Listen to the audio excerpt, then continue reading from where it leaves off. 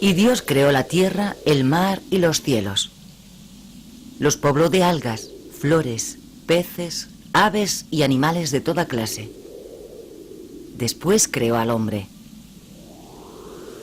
Dios hizo todas las especies por separado, sin ningún vínculo. En la Inglaterra de 1800, nadie se atreve a dudarlo. Nadie, o mejor dicho, casi nadie. Darwin y la teoría de la evolución.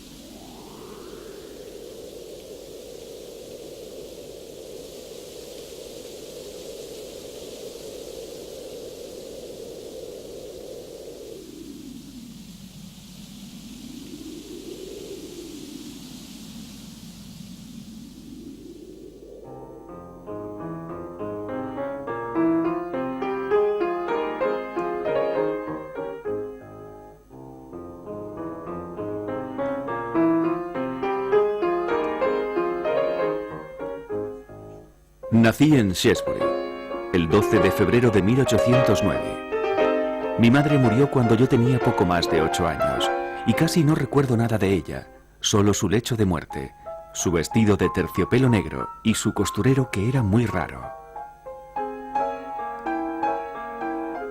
Mi padre era muy corpulento, medía 6 pies y 12 pulgadas, era la persona más imponente de cuantas he conocido. Tenía un hermano y 4 hermanas. Vivíamos en una gran casa situada en la parte alta de Shrewsbury, por encima del río Severn.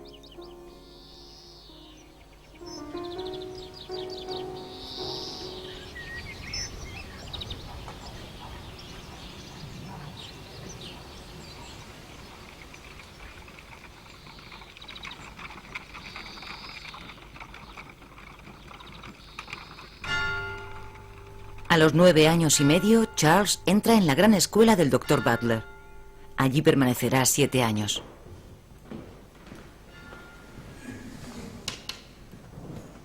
Nada podía ser peor para el desarrollo de mi mente que la escuela del Dr. Butler, porque era muy clásica. Lo único que impartían en ella era un poco de historia y geografía antiguas. Como medio de educación, para mí la escuela fue sencillamente inexistente.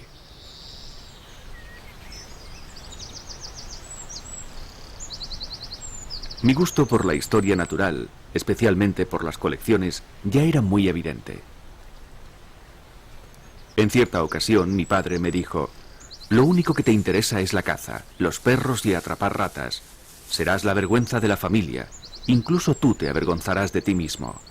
Pero mi padre, que era el hombre más amable que jamás haya conocido, debía estar enfadado cuando lo dijo, y no fue justo. Después de un fracaso en medicina en Edimburgo, su padre le propuso hacerse pastor en el campo. Le gustó la idea de poder proseguir con sus investigaciones naturalistas. Charles entró en el Christ College en la Universidad de Cambridge. Creo en el Espíritu Santo, la Santa Madre Iglesia, la comunión de los santos, el perdón de los pecados y la vida eterna. Amén. Los 17 colegios de la universidad pertenecen al clero anglicano y la mitad de los 2000 estudiantes está destinada a seguir la carrera religiosa. Los 3 años que pasé en Cambridge fueron una pérdida de tiempo. Lo intenté con las matemáticas, pero avanzaba muy despacio. En cuanto a las materias clásicas, no hice nada. Lo único que hice fue asistir a algunas clases obligatorias. Sin embargo, Charles se interesa por la teología natural de William Paley, según la cual las múltiples combinaciones de la naturaleza y su armonía serían las pruebas irrefutables del plan de Dios.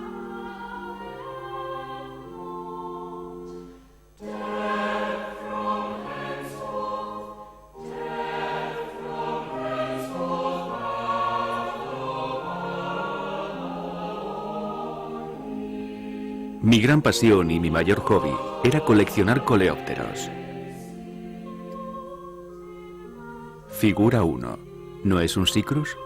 Lo deduje siguiendo a Jean-Baptiste Lamarck. Figura 2. Es un magnífico Capricornio. ¿Pero cuál?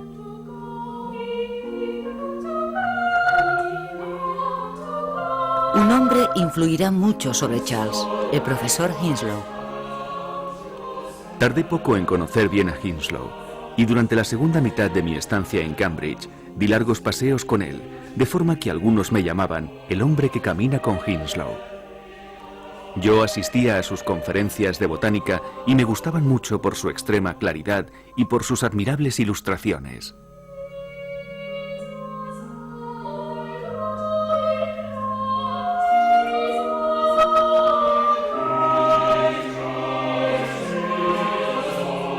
Hinslow convence a Charles para que estudie geología.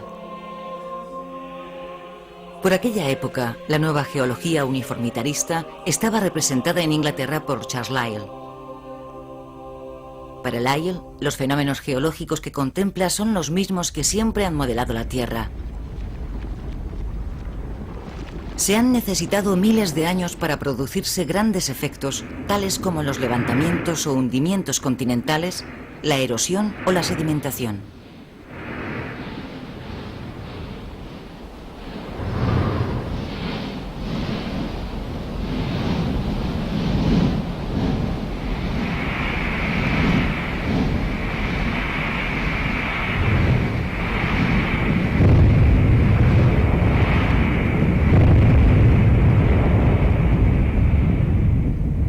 Lyell se enfrenta a los teólogos, para quienes la Tierra solo existe desde hace 4000 años, una visión coherente con la interpretación literal de la Biblia. Porque el libro del Génesis dice que Dios creó al hombre en 6 días, que cada especie fue creada por separado y que el hombre se encuentra al final de la creación.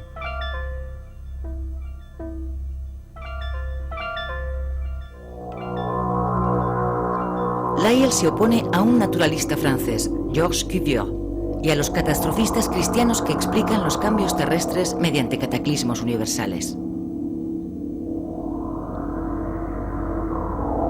Después de cada catástrofe surgen nuevas especies que se mantienen idénticas hasta la catástrofe siguiente. Cuvier es fijista. Una vez creadas, las especies no evolucionan. Uno de sus colegas, Jean-Baptiste Lamarck, mantiene que las especies antiguas no desaparecieron, sino que se transformaron. A partir de su clasificación de los invertebrados actuales y fósiles, sugiere que los organismos se transforman para adaptarse al medio y que sus modificaciones se transmiten por herencia. Así es como, después de muchos siglos, se forman nuevas especies. Lamarck es evolucionista.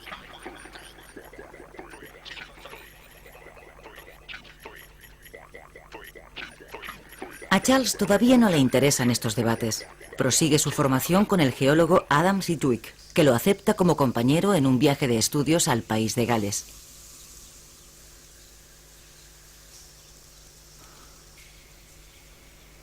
Este viaje tuvo una utilidad incuestionable: enseñarme cómo establecer la geología de una región. A menudo Sedgwick me enviaba en una dirección paralela a la suya para que trajese ejemplares de rocas y marcase la estratificación en un mapa.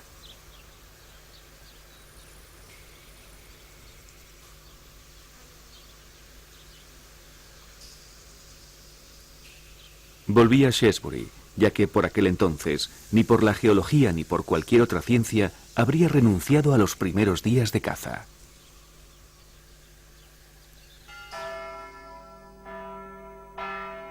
A su regreso a Shrewsbury, Charles encuentra una carta de Hinslow. Mi querido Darwin, George Peacock me ha pedido que le recomendase un naturalista para acompañar al capitán Fitzroy, a quien el gobierno ha contratado para estudiar el extremo sur de América.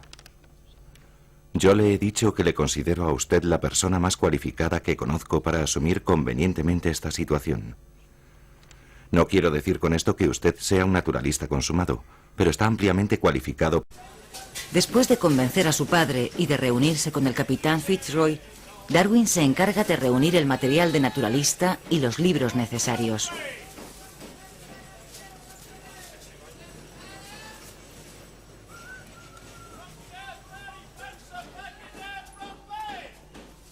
Diciembre de 1831.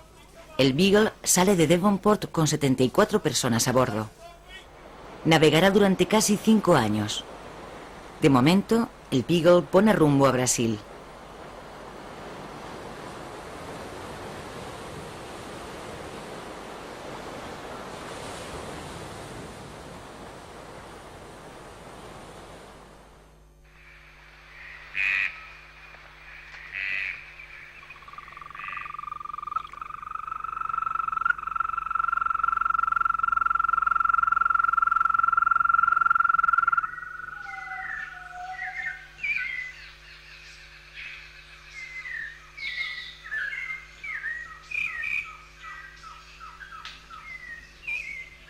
Maravillado por la selva brasileña, Darwin multiplica las excursiones a pie o a caballo y descubre también las realidades de la esclavitud.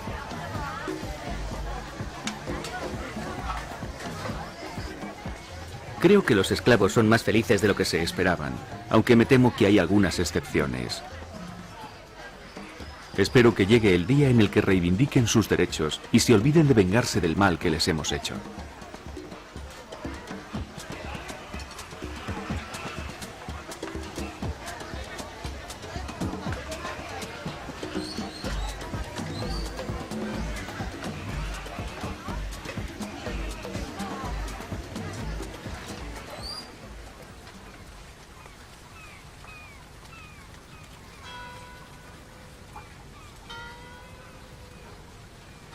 Julio de 1832. El Beagle se hace de nuevo a la mar rumbo a la Patagonia. Darwin vuelve a su refugio y poco a poco pone a punto su método de trabajo. Recoge, observa, describe, nombra y cataloga sus ejemplares. Los guarda en cajas o en frascos y se los envía a Henslow con regularidad.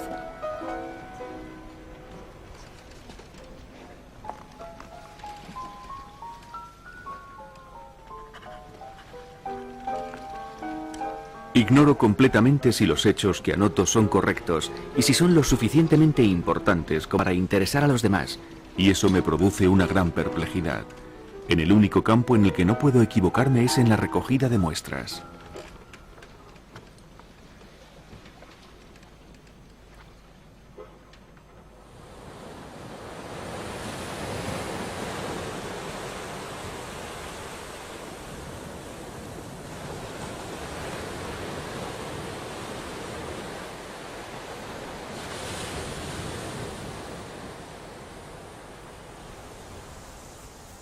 ...25 de septiembre.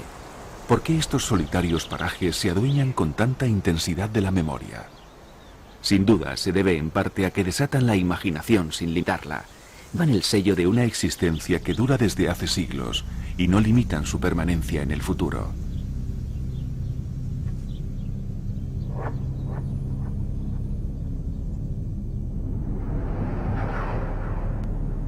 En Punta Alta, Darwin descubre numerosos esqueletos fósiles.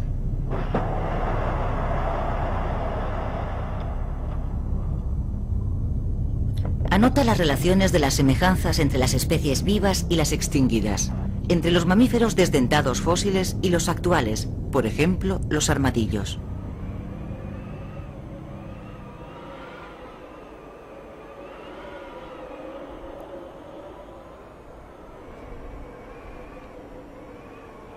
En la Tierra de Fuego, un grupo de fueguinos contempla la llegada del Beagle.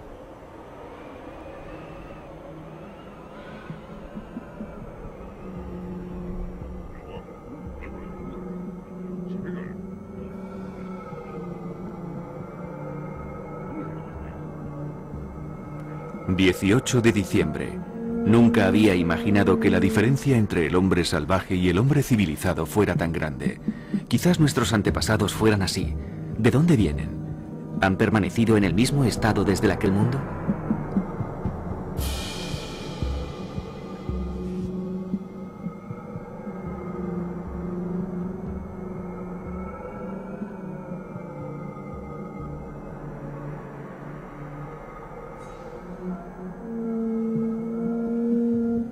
A bordo del Beagle hay 3 fueguinos. El capitán Fitzroy los llevó a Inglaterra, en donde fueron educados y presentados ante la reina. El Beagle los deja en Tierra de Fuego para que transmitan a los suyos las ventajas de la civilización.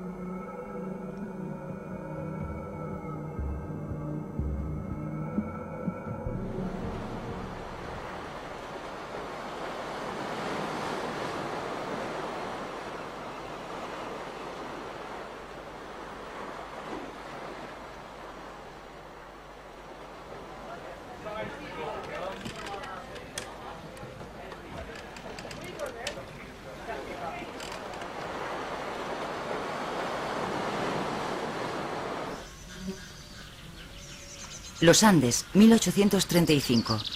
Darwin camina hacia Concepción.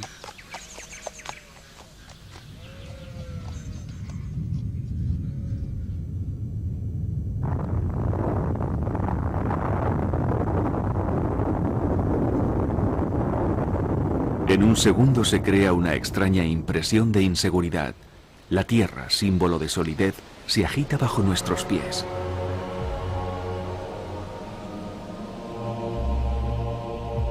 ...20 de marzo. A medida que ascendemos por el valle, la vegetación va desapareciendo.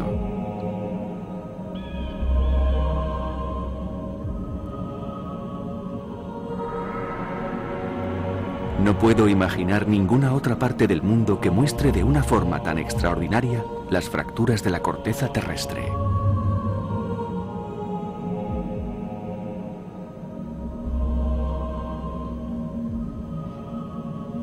Las terrazas de cantos rodados depositados por el océano, las conchas encontradas en las proximidades de la cima, constituyen para Darwin la prueba de la elevación gradual del continente suramericano.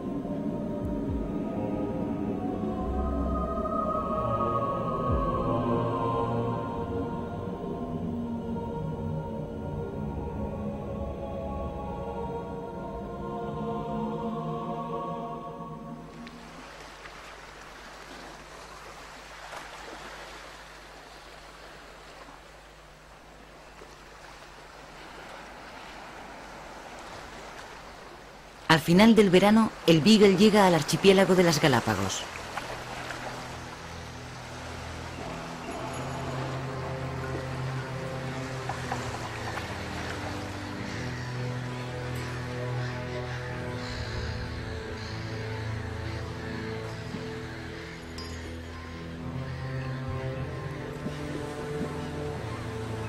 En Charles Island realicé una recogida industrial de todos los animales, plantas, insectos y reptiles de la isla.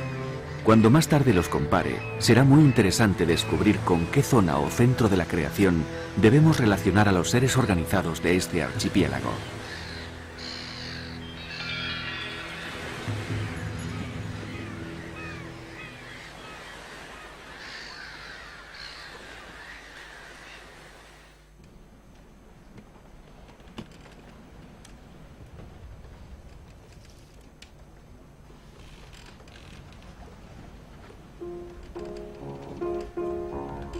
En el camino de regreso, al releer sus notas, Darwin sospecha que las variedades de aves de las diferentes islas tienen un origen común. Surgen las primeras dudas. ¿Realmente las especies son estables?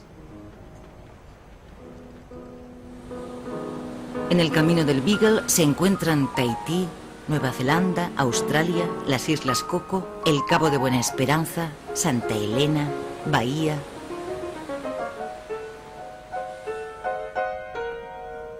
El viaje del Beagle ha sido con diferencia el acontecimiento más importante de mi vida, que determinó toda mi carrera. Siempre he tenido el sentimiento de que este viaje constituyó la primera formación, la primera educación real de mi mente.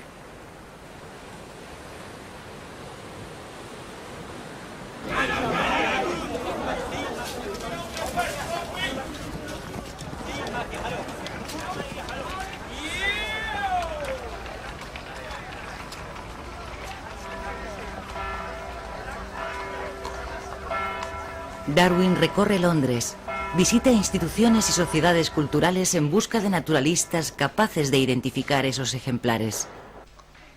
Mi querido Hinslow, no he avanzado mucho con los grandes hombres. Creo que, como usted me dijo, están desbordados con sus propios asuntos. ocupados con sus propios asuntos.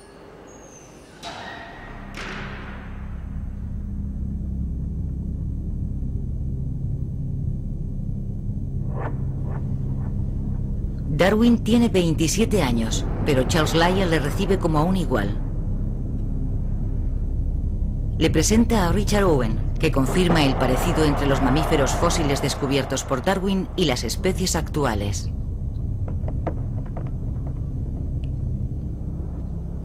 John Gould describe los pinzones de las Galápagos e identifica 13 nuevas especies.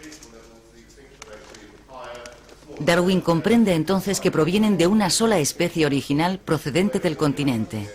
Su aislamiento en islas alejadas y sus diferentes hábitos alimentarios han favorecido la variación de la forma del pico. Dichas variaciones podrían haber provocado la aparición de nuevas especies.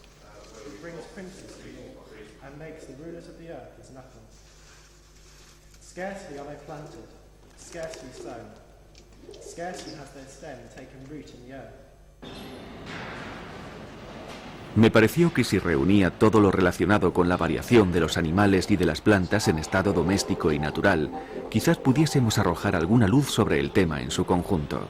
En julio de 1837 comencé a escribir mi primer cuaderno de notas. ¿La ostra tiene la noción necesaria de espacio? Cada especie cambia. ¿Podemos hablar de progreso? ¿Las negras se sonrojan? Yo juraría que Fuegia Basket se ruborizaba. Los seres organizados representan un árbol con ramificaciones regulares. Que el hombre vaya a ver al orangután en cautividad para que compruebe su inteligencia cuando le hablan y el afecto que muestra hacia quienes conoce.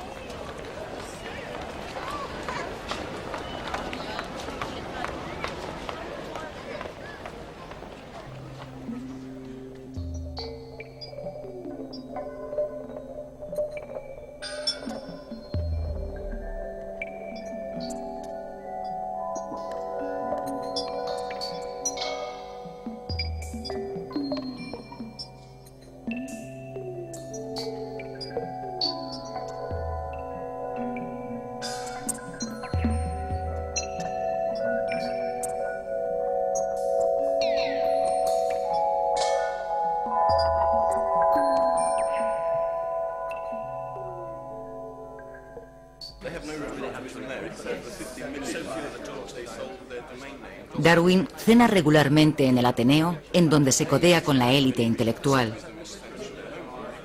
Se pasa horas en los sofás del club leyendo obras de la biblioteca. Entre otras, el ensayo sobre el principio de población de Thomas Robert Malthus. Malthus explica que los hombres se multiplican mucho más rápido de lo que aumenta la producción alimentaria.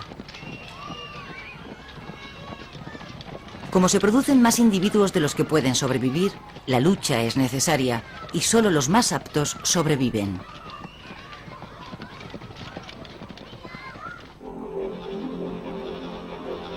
Por fin había encontrado una teoría con la que trabajar, pero quería evitar los juicios preconcebidos, así que decidí no escribir ni una línea de momento.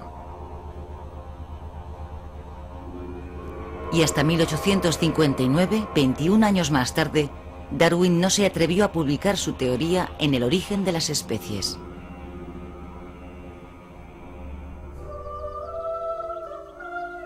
¿Casarse o no casarse? Esa es la cuestión. Casarse, hijos, si Dios quiere. Un objeto a quien querer y con quien divertirse. En cualquier caso es mejor que un perro. Pensar solo en una dulce y bonita mujer en un sofá con un buen fuego y libros, y quizás música.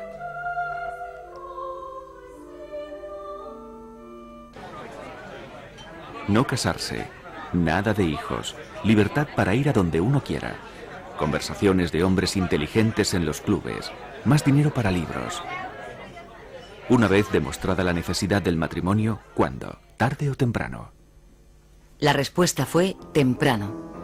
Eligió a Emma Whitwood, su prima hermana. Se conocían desde siempre y ella había sido testigo de su creciente pasión por la historia natural.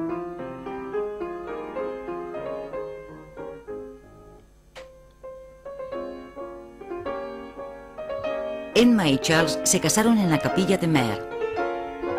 Esa misma noche, Darwin escribió en su libro de notas las reflexiones hechas por su suegro, el tío Josh, sobre los nabos.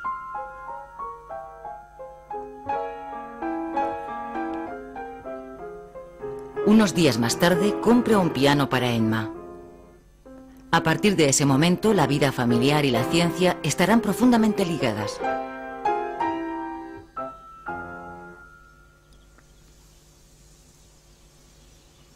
En el otoño de 1842, Charles y Emma se instalan en Kent con sus 2 hijos.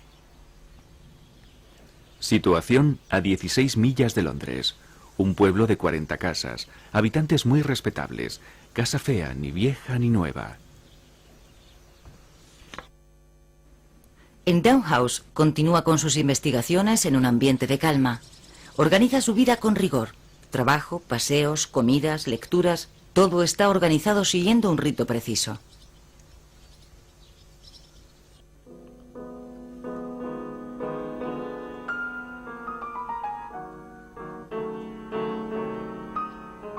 Lleva un tren de vida confortable. Tiene una mujer abnegada. Charles y Emma eligen para sus hijos una educación liberal. Les permiten correr por todo el jardín y por toda la casa. El único lugar prohibido es el despacho del padre.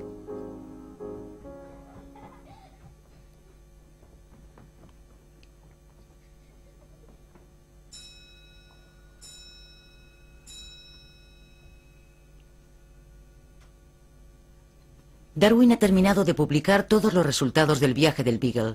Solo le queda por describir un cirrípedo que había encontrado en Chile. Primero lo diseca. Sus particularidades le intrigan. Consigue otros ejemplares aquí y allá.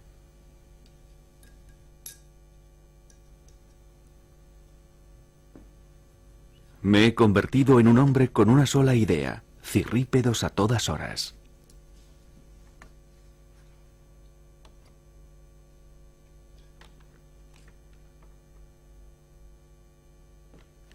Las diversas transformaciones que experimentan estos extraños crustáceos entre el estadio larvario y adulto ocupan a Darwin durante 8 años.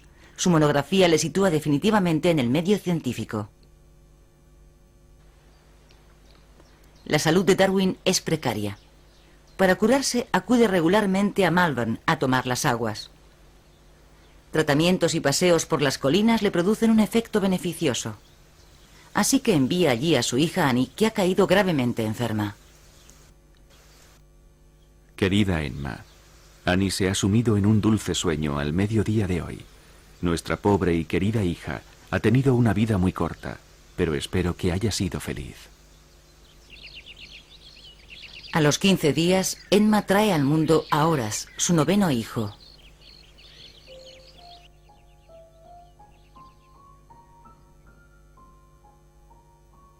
A partir de septiembre de 1854, me pasé todo el tiempo observando y realizando experimentos relativos a la transmutación de las especies. Cuando veo la cantidad y la variedad de libros que he leído y resumido, me sorprendo de mi labor.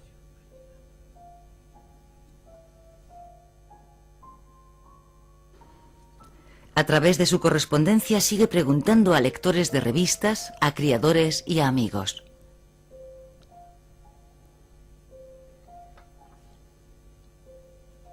Entre sus allegados se encuentra Lyell, así como el apasionado Thomas Huxley, pero sobre todo Joseph Hooker, uno de los primeros a quienes confía su teoría.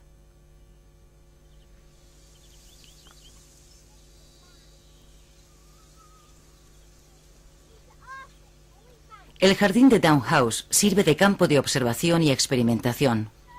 Darwin se hace criador de palomas para estudiar más de cerca el mecanismo de la selección artificial. En el huerto estudia los cruces y los híbridos. Me da miedo que mi causa me supere. Soy como Creso, sumergido en la riqueza de los hechos que poseo.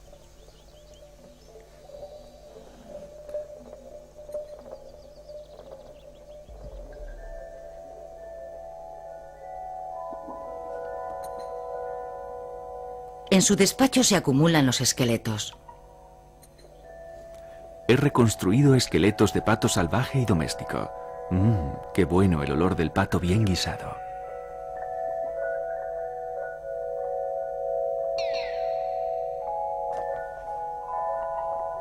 Un joven naturalista, Alfred Wallace, publica un artículo sobre la formación de nuevas especies. Lyell y Hooker temen que Darwin se vea desposeído y le empujan a publicar su teoría. Organizan la lectura de un comunicado común de los textos de Wallace y Darwin en el transcurso de una reunión de la Linnean Society.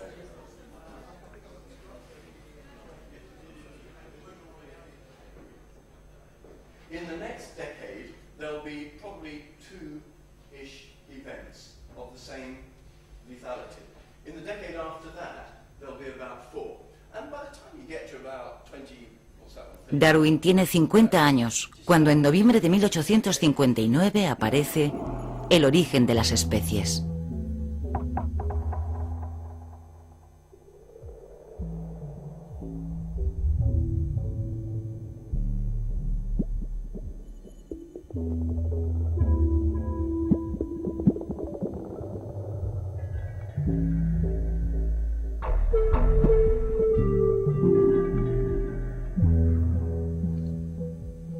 Todos los seres vivos, salvajes o domésticos, presentan variaciones. Mediante la selección artificial, los hombres eligen las variaciones que le interesan. De este modo, en la cría de palomas domésticas, el hombre ha creado, a partir de la forma salvaje, las Bisset, una raza que presenta una extraordinaria variedad. Se trata de razas, no de especies.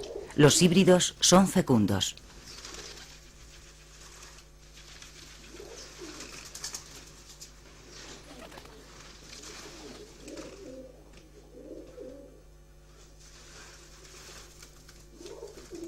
En la selección artificial, el hombre solo puede acumular las variaciones que se presentan. Elige teniendo en cuenta su beneficio.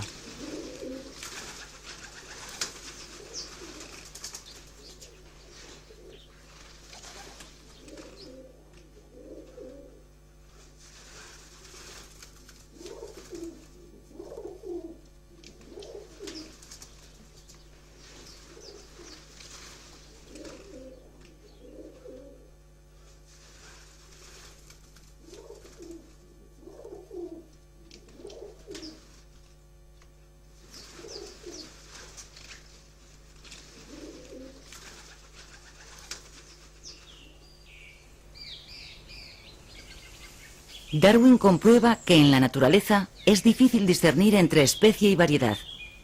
Algunos naturalistas distinguen como especies lo que otros consideran variedades.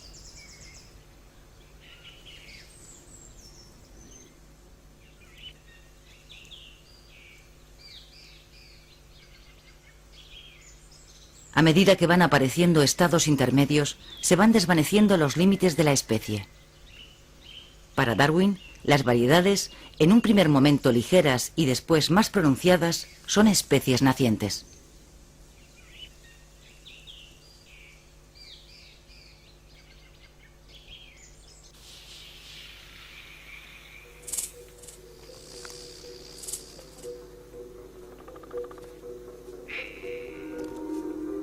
El abejorro visita el trébol rojo. Si el abejorro desapareciese, el trébol rojo empezaría a escasear o desaparecería por completo. El número de abejorros depende del número de ratones campesinos que destruyen sus nidos. El número de ratones campesinos depende sobre todo del número de gatos. Las especies, dotadas de una fecundidad sin límites, se enfrentan. La lucha por la existencia es una regulación que impone el entorno y selecciona a los portadores de variaciones ventajosas, eliminando a los desfavorecidos. Los afortunados transmiten a sus descendientes los caracteres divergentes que les han proporcionado el triunfo. De este modo, la vida se ramifica como un árbol. Las ramas muertas y rotas se entierran en las capas de la corteza terrestre, mientras que las magníficas ramificaciones que siguen vivas y se renuevan constantemente cubren la superficie.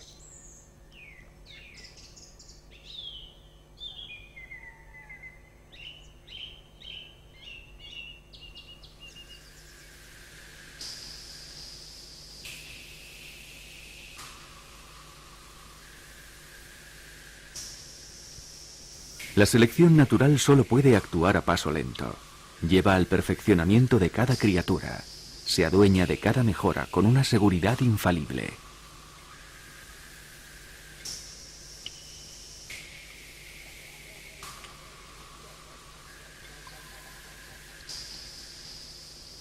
Yo considero los archivos arqueológicos como una historia del globo que se conserva de forma incompleta, escrita en un dialecto que cambia constantemente, del que nosotros solo poseemos el último volumen que trata de 2 o 3 países solamente.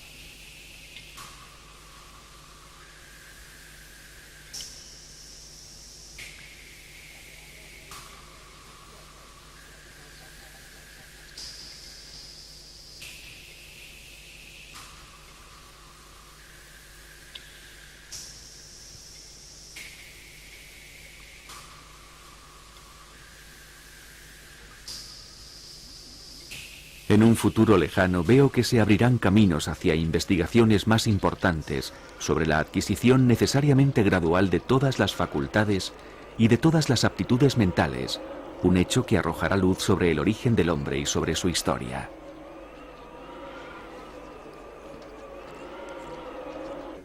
¿Usted piensa que desciende del mono por medio de su abuela o de su abuelo?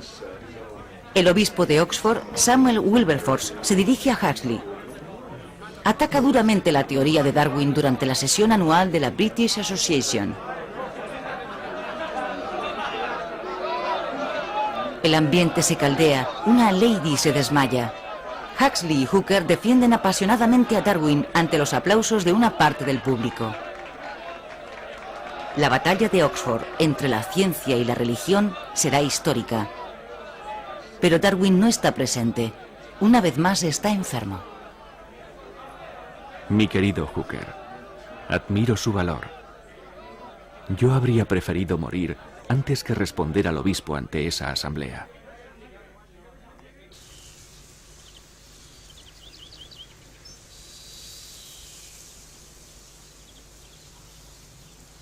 En Down, Darwin sigue ocupando todo su tiempo. Después de su paseo diario, trabaja en la 3ª edición del Origen de las especies. Para reforzar su teoría comienza una obra sobre la variación de los animales y de las plantas en estado doméstico. No consigo estar ocioso y me siento bien cuando trabajo. La palabra vacaciones está escrita en una lengua que para mí está muerta y eso me aflige. A veces me siento tentado a renunciar a las especies y dedicarme a los experimentos porque son mucho más divertidos.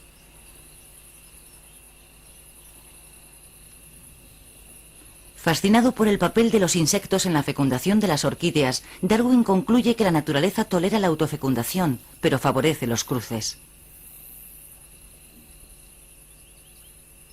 Las diferentes combinaciones que ofrecen las orquídeas sobrepasan el ingenio de cualquier animal. Moviliza a sus hijos para que le ayuden en sus investigaciones, pero sobre todo recurre a Hooker, que ahora es director de los jardines botánicos en Kew. Entre Down y Kew se establece un abundante intercambio de cartas, ejemplares, semillas e información.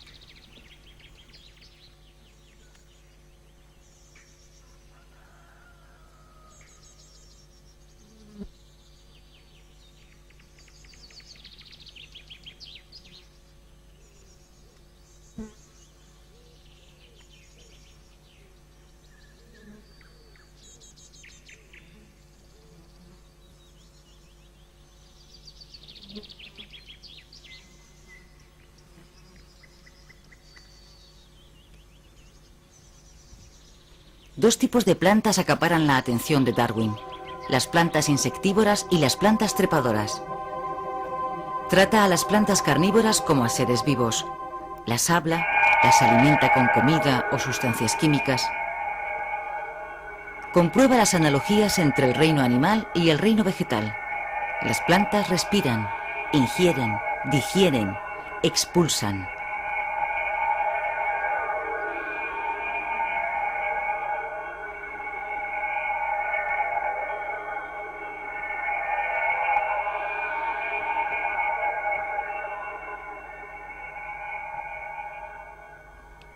Pero Darwin se derrumba extenuado por el trabajo, sus dolencias y las enfermedades de sus hijos. Después de otra estancia en Malvern, regresa a Down y se siente incapaz de salir de su habitación. Durante 6 meses, Emma le cuida, le lee y escribe su correo.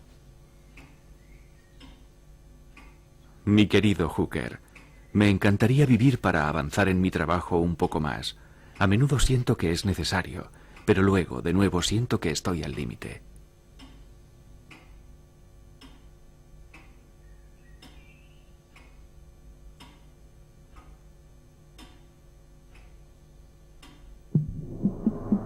Ha llegado el libro de los monos.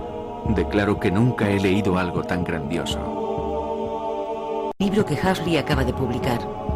En él, Huxley confirma la conexión entre el hombre y el mono. Darwin está aún más entusiasmado, si cabe, por el hecho de que unas semanas antes, Lyell había abordado el mismo tema sin atreverse a atribuir al hombre un origen animal.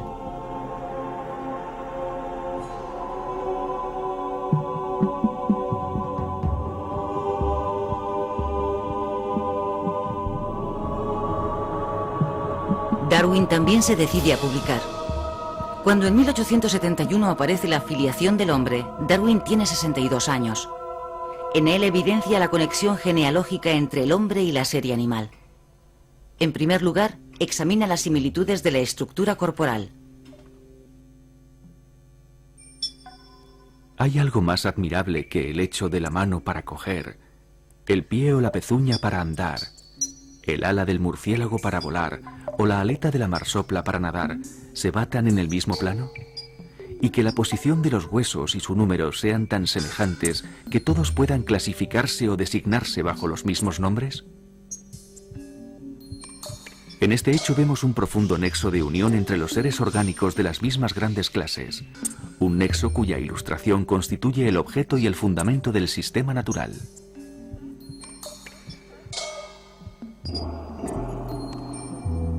Los embriones de los animales y del hombre atraviesan fases de desarrollo similares. En las primeras fases embrionarias hay una gran similitud entre el hombre y el resto de los animales, pero sus diferencias se acentúan en el transcurso de las etapas posteriores.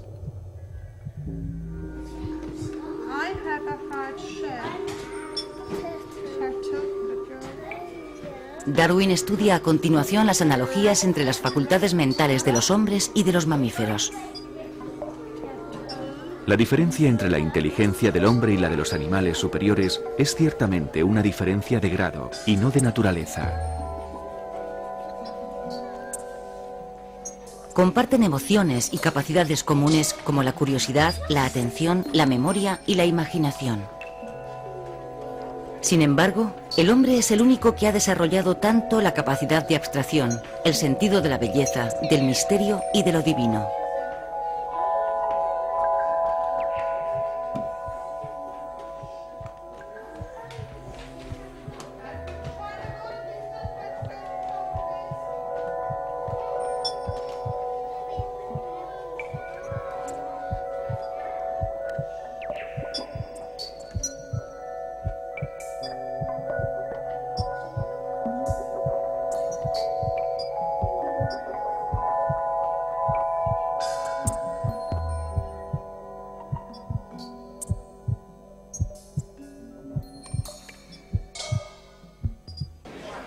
El animal posee instintos sociales y, al igual que el hombre, siente placer con la compañía de sus semejantes. La selección de los instintos sociales y en especial del instinto de la simpatía conduce al hombre a desarrollar sentimientos morales y altruistas. Combinados con la racionalidad de dichos sentimientos, favorecen los comportamientos antiselectivos como la ayuda a los más débiles y a los desheredados. De este modo, la civilización permite invertir la acción de la selección natural. Nosotros no sabríamos refrenar nuestra simpatía, ni siquiera bajo la presión de una razón implacable, sin perjudicar a la parte más noble de nuestra naturaleza.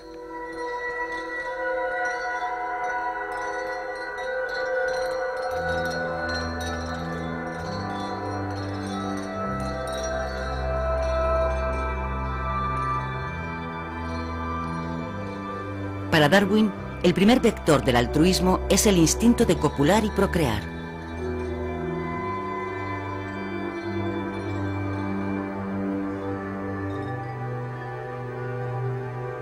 La selección sexual proporciona a algunos individuos machos una ventaja sobre otros en la competición por las hembras. Cuanto más hermoso es el aspecto en celo del ave del paraíso, más posibilidades tiene de seducir a las hembras y por lo tanto de reproducirse. Pero también son mayores las posibilidades de ser víctima de un predador. La selección sexual está ampliamente dominada por la selección natural, que tiende hacia la prosperidad general de la especie.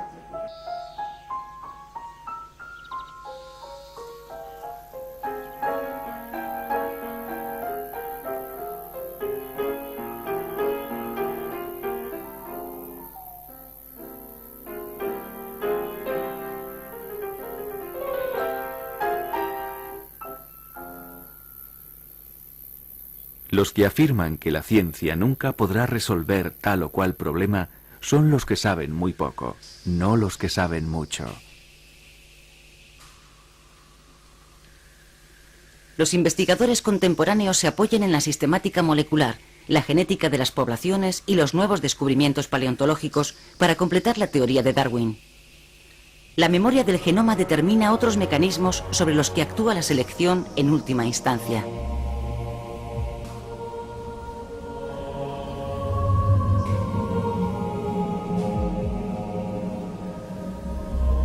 La biología permite comprender que la base física de los fenómenos hereditarios está constituida por genes.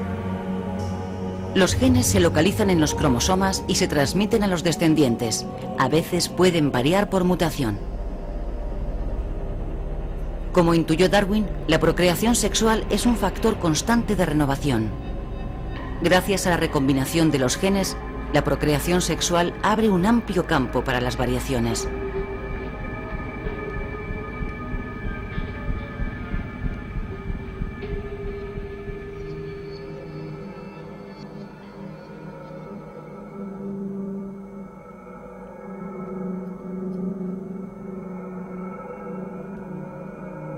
Pero las cuestiones que planteó Darwin superan el marco científico. Somos conscientes de la relación de dependencia que mantenemos con nuestro entorno y de los grandes efectos que puede tener en el futuro la suma de nuestras pequeñas acciones.